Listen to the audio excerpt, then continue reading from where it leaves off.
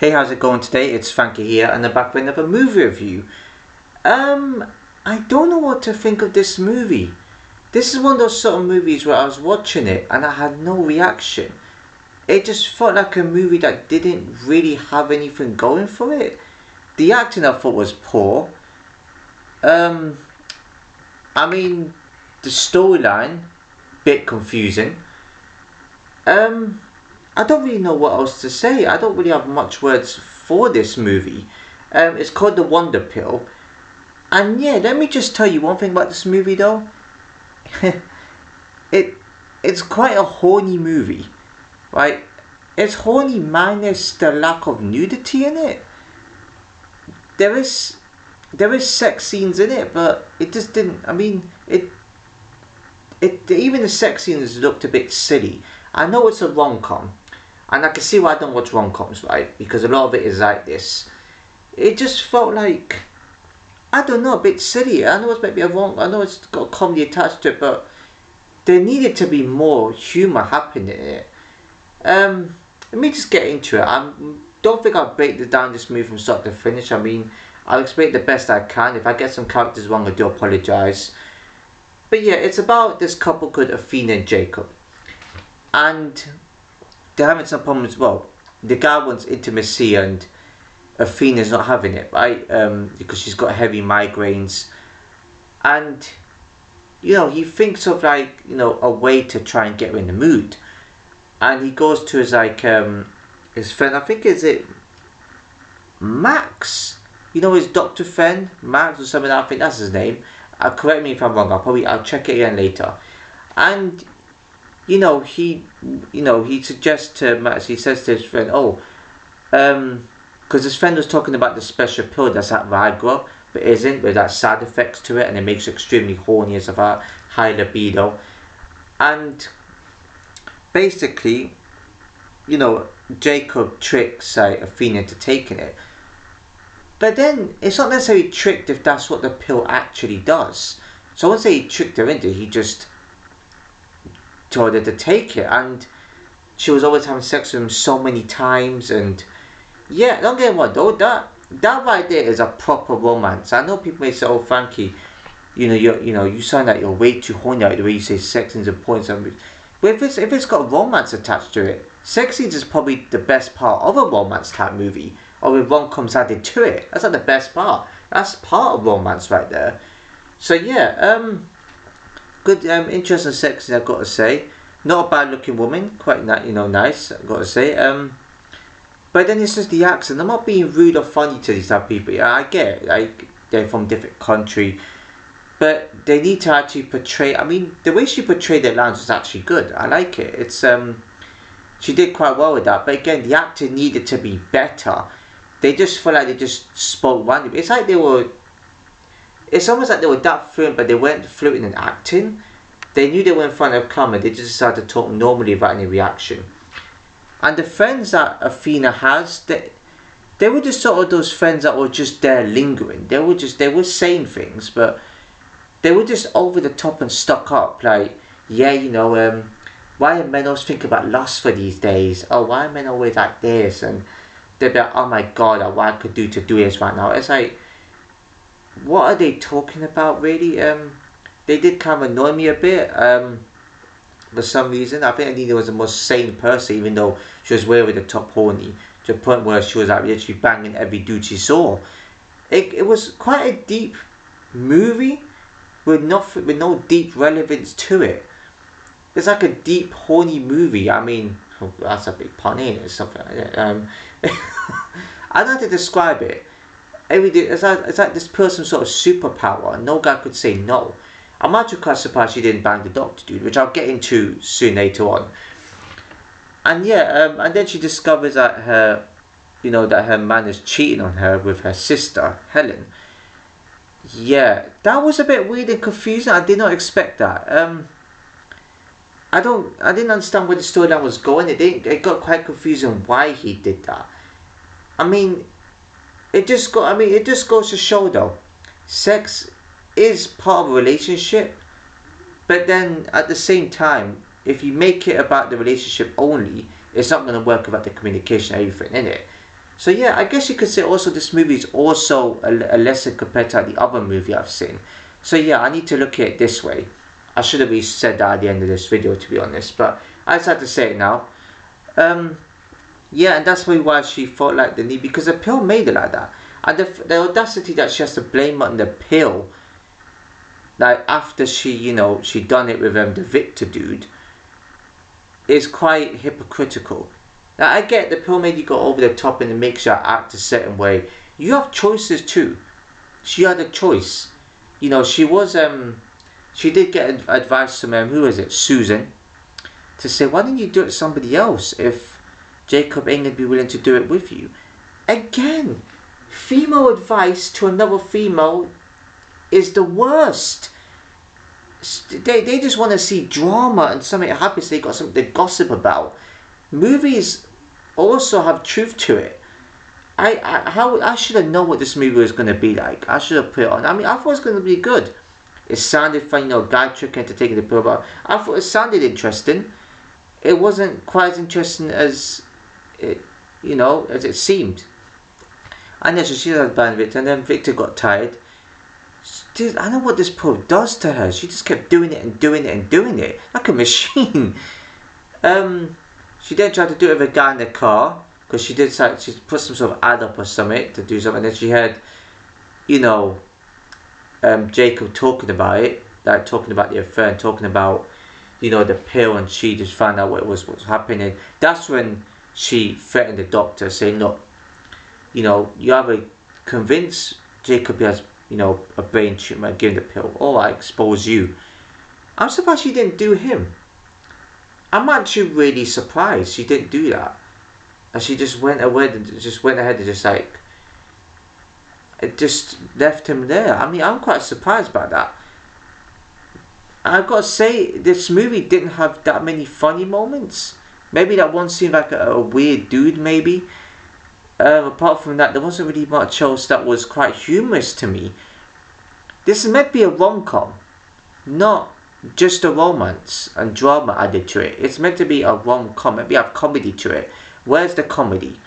Where is it? Like, I don't see it in the side. This is why I have to criticize the movies. And I'm glad to turn no view as well instead of viewers. I don't have much viewers out there, but people that do watch this video and my reviews, they know what movies to avoid, even if they can still watch it.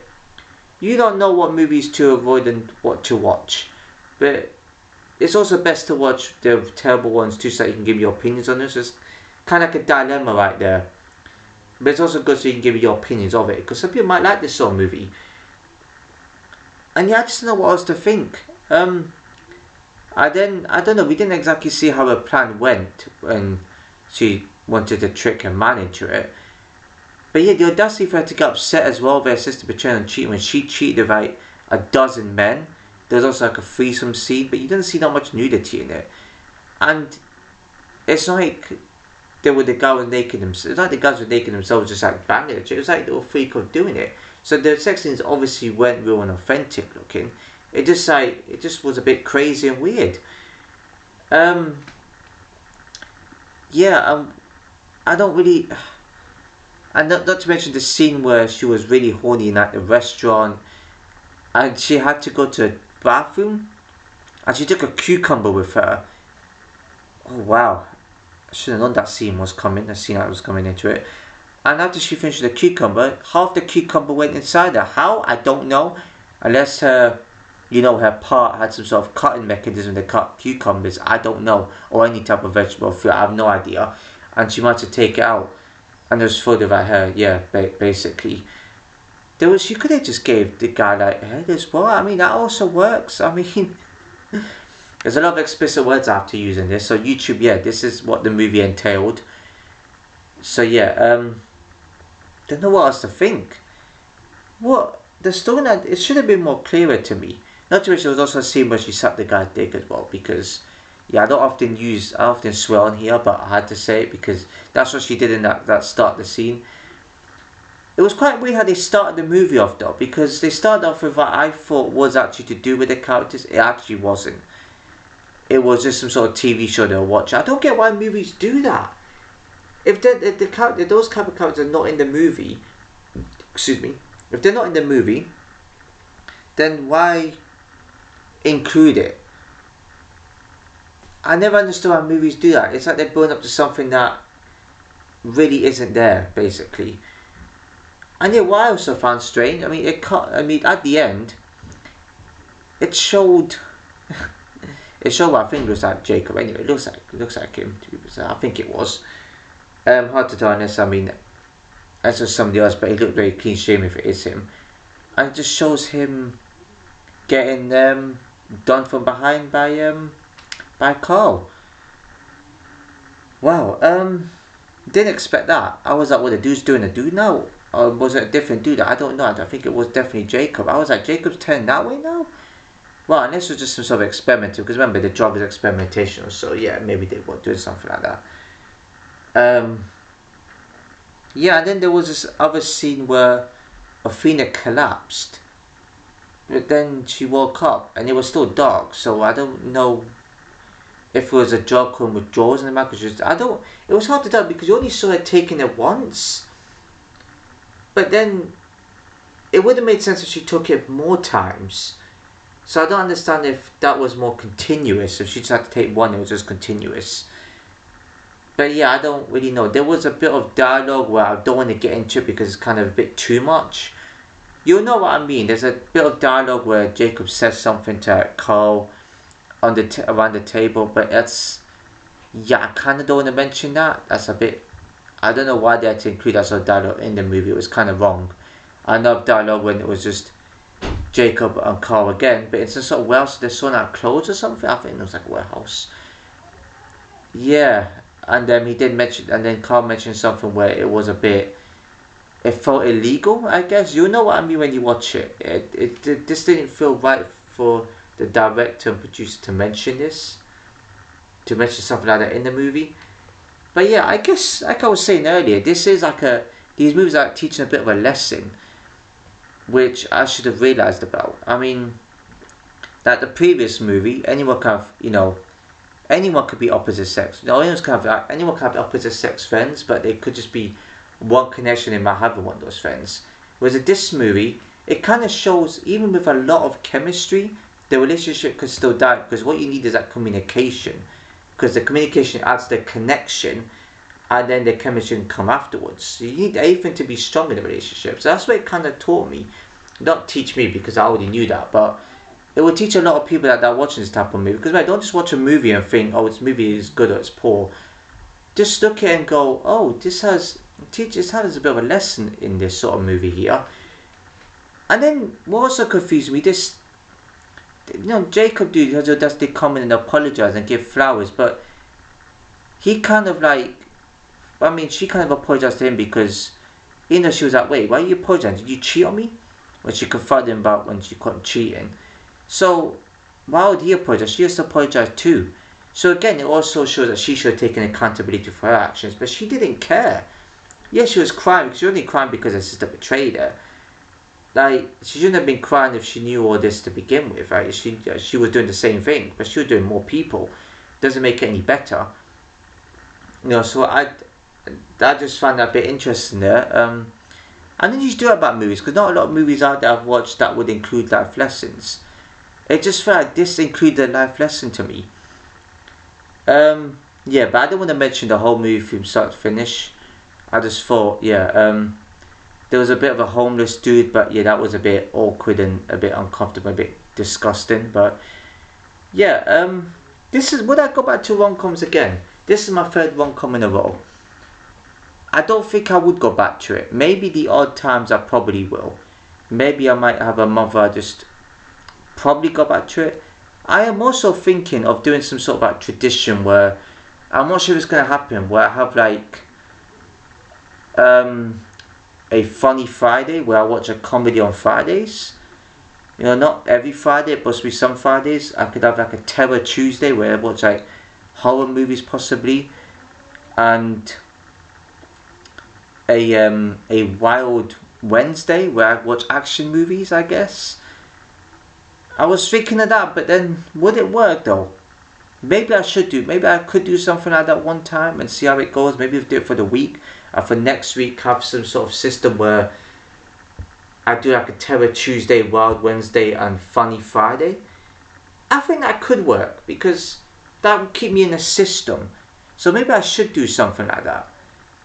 And I could put in brackets, you know, what I'm doing in that sort of situation. I really should include like what I think of the movie in the title as well. Like, I put speech on. I could do my, you know, football reviews, I guess. Probably should do that. I just think because it's a movie, I didn't think I had to put in any speech marks and stuff like that because I'm explaining it. But yeah, you let me know what you think. I think that could be good. I would do a Scary Saturday, but I feel like that's quite typical and cliche, and it's quite common. That's always like there's always a Scary Saturday and Sunday. So, you know, one of a Terror Tuesday, make it a bit more exciting. You know, something like that. Why not? I think I might do that. Do that for next week and see how it goes, because I might get into the groove of it, but then I probably might want to do a random movie on one of those other days too. So yeah, like I said, why not try out the review for this movie? Oof, there's not really anything is there to tell. I kind of like the idea of the movie, the Wonderpill. I like the idea in the description. Don't get me wrong, it's a good idea, but then again, it just felt like it wasn't confusing, but it just felt like the movie wasn't really building to anything. First time I had no reaction to a movie on my life. I'm usually like, oh god, oh please, what the hell was going on? But then I just watched it, I just felt nothing really. Didn't feel authentic enough to me. So yeah, I mean, this is better than Call Me Brother by a bit of by a rating, you could say. I might just give it a 2. Everything else needs improvement, I think. You could say some characters did work in a movie like this, but again, I don't know who makes these movies. Honestly, did someone who really made this movie and look back on it and thought this movie's definitely got good humour to it. The romance is easy. We got the romance part. This has got a good lot of comedy in it. It's easy to make romance though. All you have to do is have a good sad stop story, or have a good heartwarming moment. You know, like, it's the comedy part that's difficult. I understand comedies are hard to write because you need to make sure something sounds funny as well as it looks funny. And if you don't have that, then you're not going to have a proper comedy movie. And I've written scripts before, obviously not to put out there, but to write in for fun. It's pretty difficult to have comedy in it. You know, I was mostly just writing about more sci-fi and crime drama. It's easy to do crime drama and all that sort of stuff because it's just typical. But to have comedy in it, you gotta make sure something sounds funny as well as looks funny. So yeah, I think 2 out of 10 is pretty generous. You know, let me know what you think in the comments. I will end the video here. If you like this video, please give a like, comment, share, subscribe, hit the notification below. So see you in my next video.